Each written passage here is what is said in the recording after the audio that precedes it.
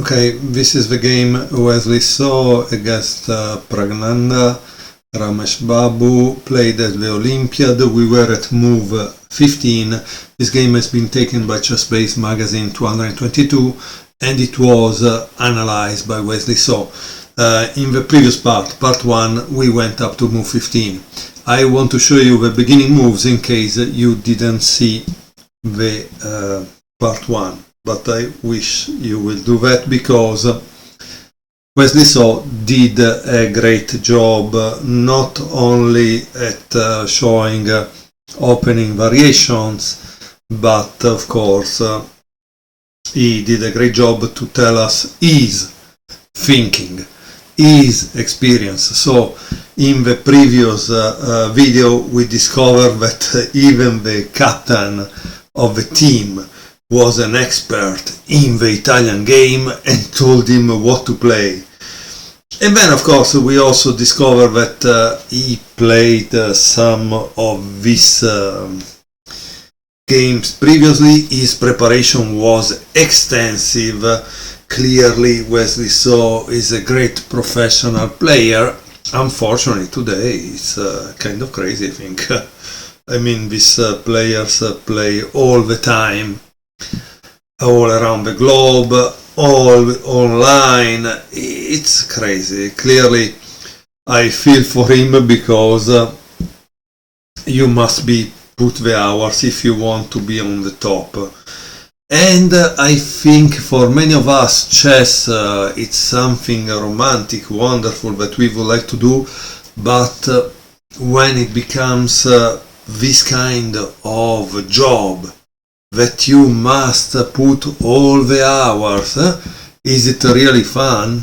I don't know, maybe not, right?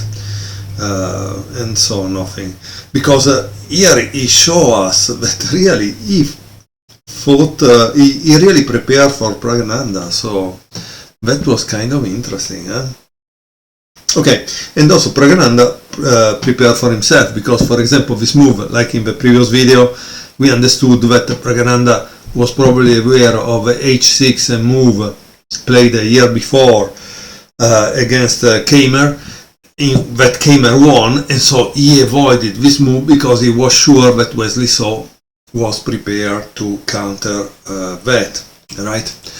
And this move, I honestly don't know. It's interesting. I wouldn't have thought of playing that move, honestly.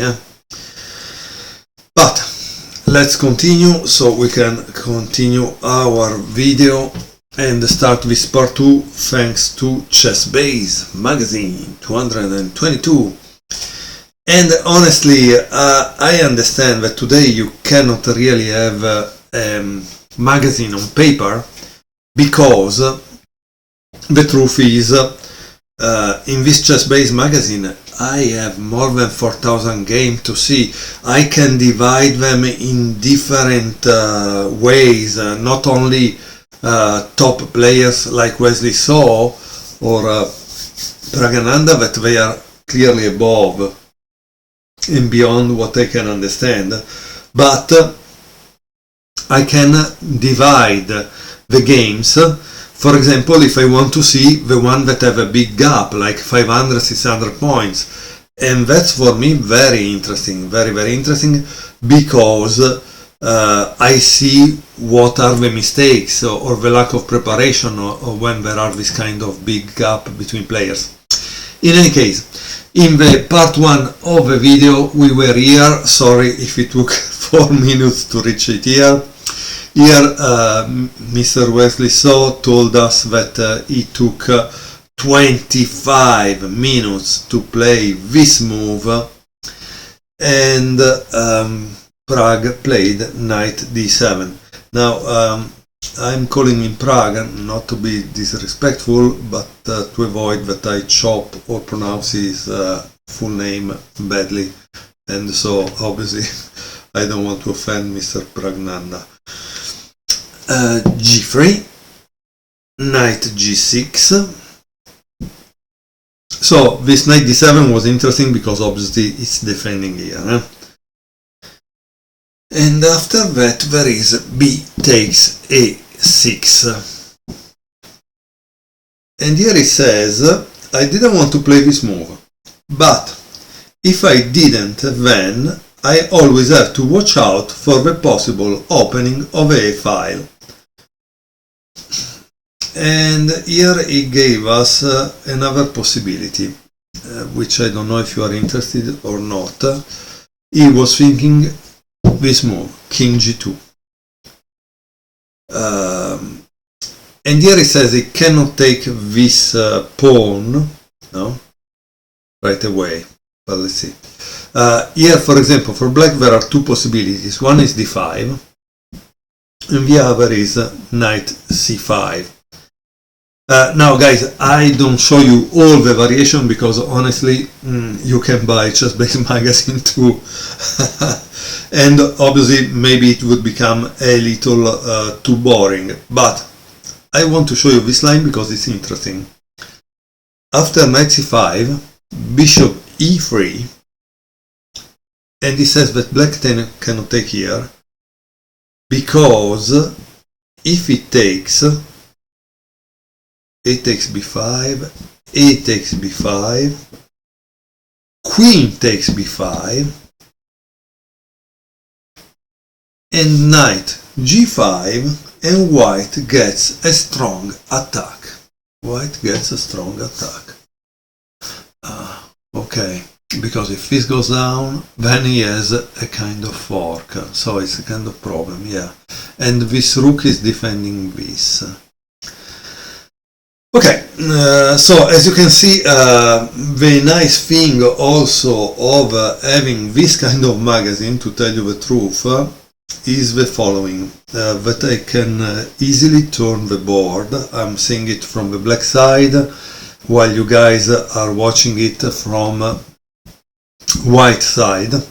And generally when I do that on a computer, honestly it's kind of messy, let's say, in the sense that it's difficult to, when I'm not on the computer, when I'm on the book, it's kind of difficult to return because the diagrams are always from the white side.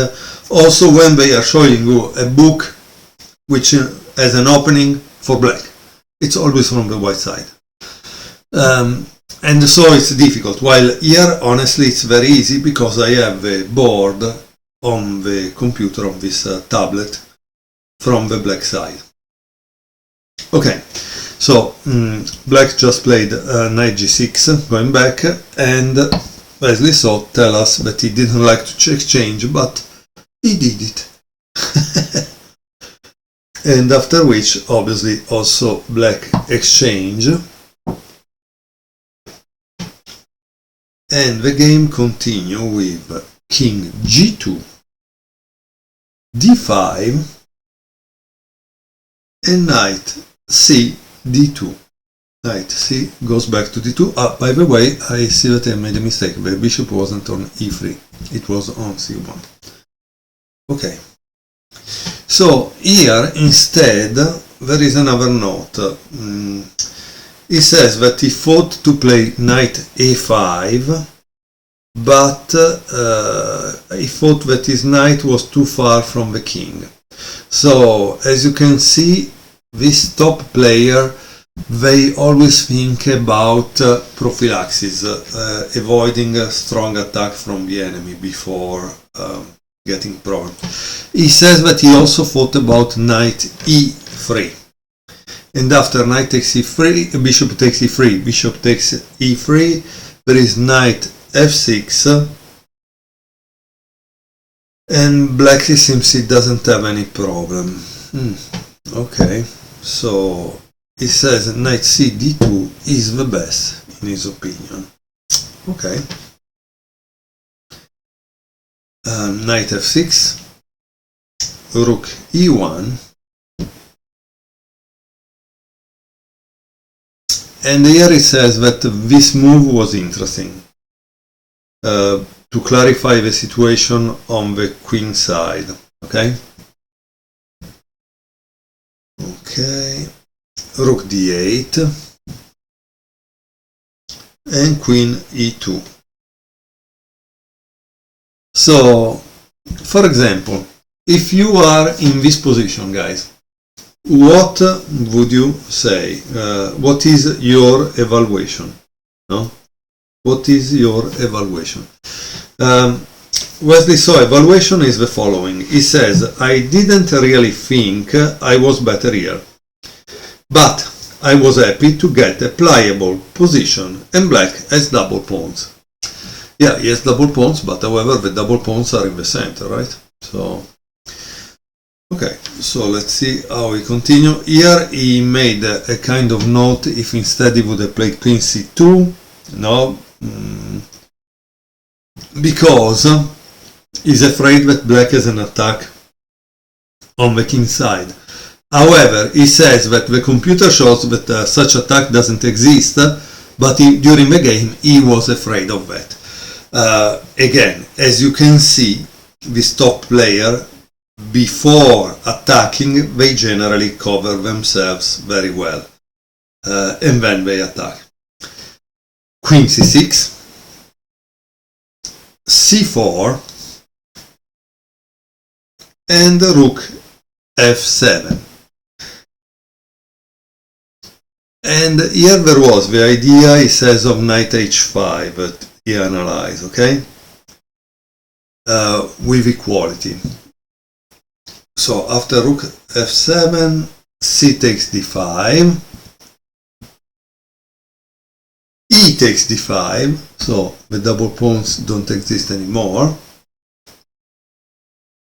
knight f1,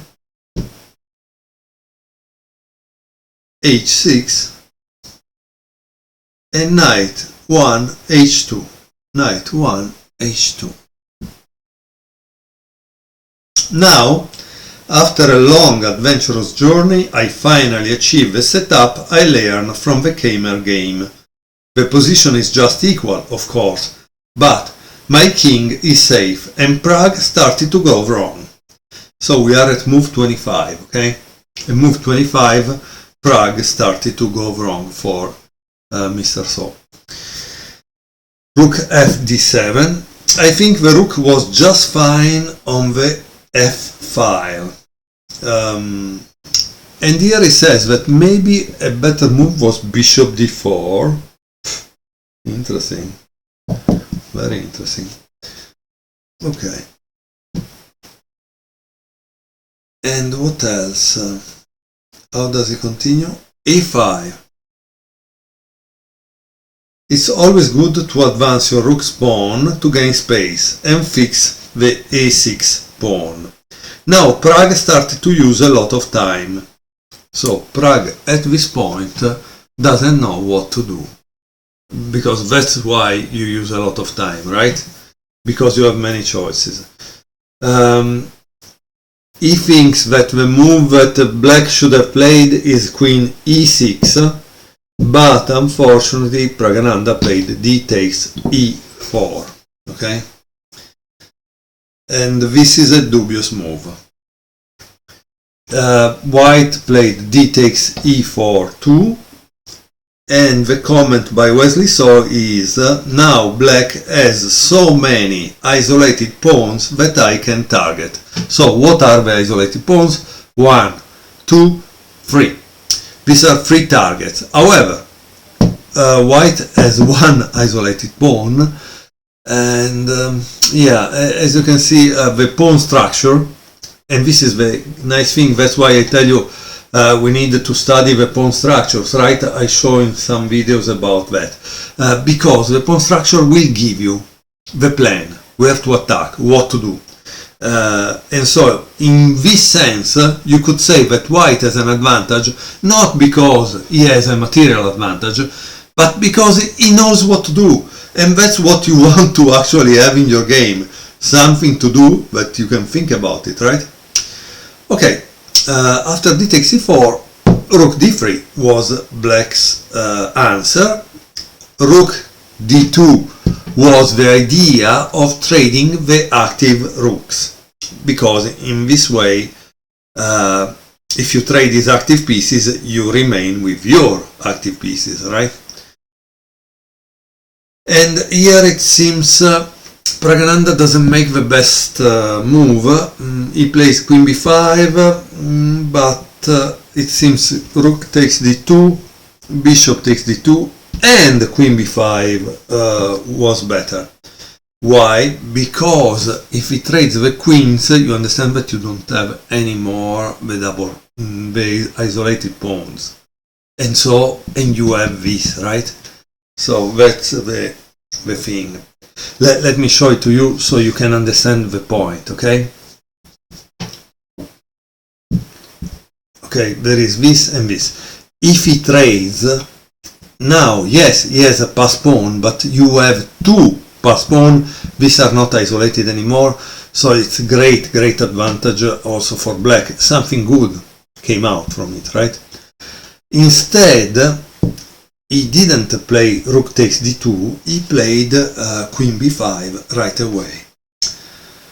Rook takes d3, obviously rook takes d3, no? Right? Rook takes d3, rook takes d3, and now there is this great move that is, try to think about it, since we want to make it something useful. Pause the video and think what you would what would you play as white, okay? He played queen c2, boom, amazing move because now the queen is able to enter the black's position, okay? And it seems this c5, if he played c5, not so good because he would play bishop e3. So what black played was rook d7, and now that you are going back, yeah, in this case it's passive, so black's position is starting to become passive. Why? Because he has to defend with 5 against 1, right? So not a really great idea. But let's see what happens. Queen a2 check, king h7, and queen e6. So this is what Pragg actually means, that the white queen is able to enter into the black position. And here it says a good move, but not the best. Actually, knight 4, maybe it's knight g4. Again, I'm missing the letter. Wins on the spot. Yeah. So let's see what happens, because this is interesting. Knight g4. Sorry. Knight takes g4. Why he wins on the spot? And h takes g4. And here it says, I guess white's position structurally is just dominating. g5 is coming. Next move, and black has no real defense. So g5, and then probably rook h1, and knight takes g5. Yes, it's the thing.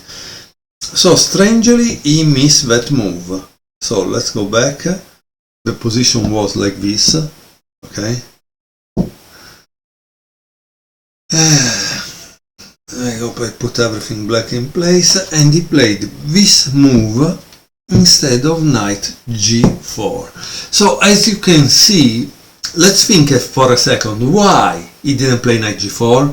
Because probably he doesn't like the idea of double pawns. So it's something that we have in our minds, right? We say, oh, we don't like the double pawns, but in reality the double pawn is an attacker, is attacking this, so it's really in a good position. But someone that is more than 2700 didn't think of it, and the computer found it out. Again, the computer find it out, but strangely online, and I think you can think a la Kramnik, strangely everybody finds those moves that they are not able to find in a long time control game. That's kind of strange, right? Okay, after queen e6, black obviously plays queen takes a5. Why? Because he says a nice practical try, and it almost worked. He almost used up all his time here. I knew Pragg was a great calculator, so I kind of trusted him that the tactics work in his favor after knight 4. And this knight 4, I think, is knight g4. Let's see what he played. Yeah, it's knight g4. Let's see what happens, okay? Knight takes g4. Queen takes d7.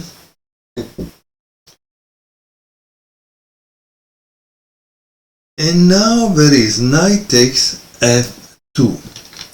Wow.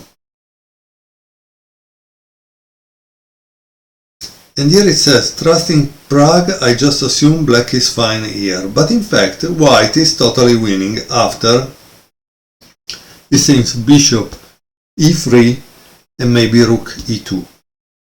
Again, the letters are missing, okay? So I'm trying to do my best to decode this test. I don't know why the letters are missing.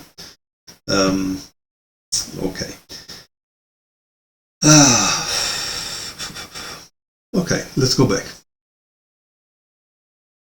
Okay, we were in this position. Pragg just took this pawn, and it seems he used all his time because there was a kind of a tactical trick to give up this rook for attacking there, but Wesley So calculated with a computer and said no. Okay, he played knight queen f5. Let's see what happened next. Queen a2. And now finally also Wesley So plays a dubious move.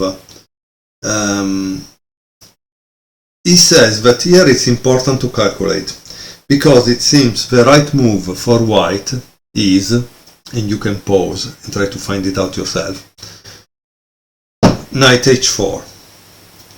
Okay, this is the right move for white. But in the game, white played rook f1. So let's see why knight h4 is the right move. It continues with queen f7 because the knight is pinned, right? And knight to f3, rook e7, and bishop g5. Boom. And black is pinned in multiple ways and he cannot move. White just activates the rook nest. Okay, so obviously you cannot take, because knight takes g5, you lose the queen, right? So that's kind of very interesting. Very interesting. And also this cannot move because this behind is there. Very interesting. And he activates the rook nest. Yeah, but where does he go with that rook? Where does he go? Okay, that could be a good thing to know, right? Okay guys, I paused the video because I wanted to think. He says activate the rook, but where? Where do you do it? So I think maybe he's going to attack this. Maybe he's playing rook a1. So that's what he's saying. And that was, you know, sometimes you have to stop and think in order to understand what's going on. Otherwise, why are you watching the video? You're wasting time, right? Okay, let me put the pieces back. Okay, I put the position back. So remember, the right move in this position was knight h4. Wesley So played rook f1, which is a dubious move. How did continue Pragg? Well, Pragg obviously it's a well-mannered young Indian guy, and he didn't want to offend Wesley So. So what he did was also playing a little blunder, right? It seems he should have played this move, but instead he gave immediately the possibility to Mr. So to win the game back, right? So that's thank you Mr. Pragg for helping us like that. Now, what should white play at this point? It seems that the best move was bishop g5, but Wesley So played bishop take h6. Huh? That's amazing, right? Amazing move. Bishop takes h6. G takes h6. And of course, queen takes f6. And now Pragg, obviously being a very well-mannered and kind young fellow, makes a final mistake, allowing Wesley So to win the game with queen e6. The move we should have played, probably it was this one. It was a little more stubborn, but thanks to this one we can see how the game ends. Okay, so how does the game end? Well, it continues with knight g4, e5. Obviously Nintsovich said if you have a pass pawn you need to push it, or maybe it was a Nintsovich, I don't know, it doesn't matter. Queen f5, the black king is very weak. Okay, it seems, and now try to work it out, if instead of f5 he would have played this, the resulting endgame is very easy to win for Mr. So, or at least he says so in his comment. And if you are not able to win it, then you need to work on your endgame. But luckily in Chessbase magazine you also have Endgame Corner by Carsten Müller, a very interesting column with very beautiful endgames to watch. Okay, so Mr. Grandmaster Müller is really great in this sense. Okay, after e5 there is queen f5. Okay, obviously the black king is bad. Here there are a lot of isolated pawns. Okay, so that's why you judge a position in favor of white. After king g7, queen h5, attacking the isolated pawn. Obviously knight h8 defends the isolated pawn, but this becomes kind of passive, right? Knight h4 brings another piece into near the enemy king, and of course it also frees up that. Right, now we are after knight h4, king h7, and knight takes h6. And here it says black reached the time control, but fortunately the position was easily winning for me. Here Pragg resigned, but our team was still in big trouble after my game. Erigaisi was outplaying Legnier from the very beginning, with Legnier unable to equalize out of the opening. Meanwhile, Fabiano blundered a pawn on board 1, after desperately trying to trick Gukesh, who was having time trouble. Levon had an equal endgame on board 4. In the end, we lost 2.5 to 1.5, but this did not quench our spirits. The next day, we came back and beat China, earning ourselves a last-minute silver medal. Big congratulations to India for their dominating performance, especially Gukesh and Erigaisi, who combined for a very impressive total 19 out of 21 points. Big congratulations also to our own Team USA for never giving up. And this is the end of this game from Chessbase magazine 222. There are many other games annotated by the players themselves in Chessbase magazine. Please try to take a look at this magazine because it's all online. You can also download it. There are a lot of videos where you can see the grandmasters teaching you stuff about openings, middle games, even there is a guess the move game. So everything is very interesting in Chessbase magazine. I think it's a must have for those who are serious about chess improvement, tournament preparation. Thank you very much for watching.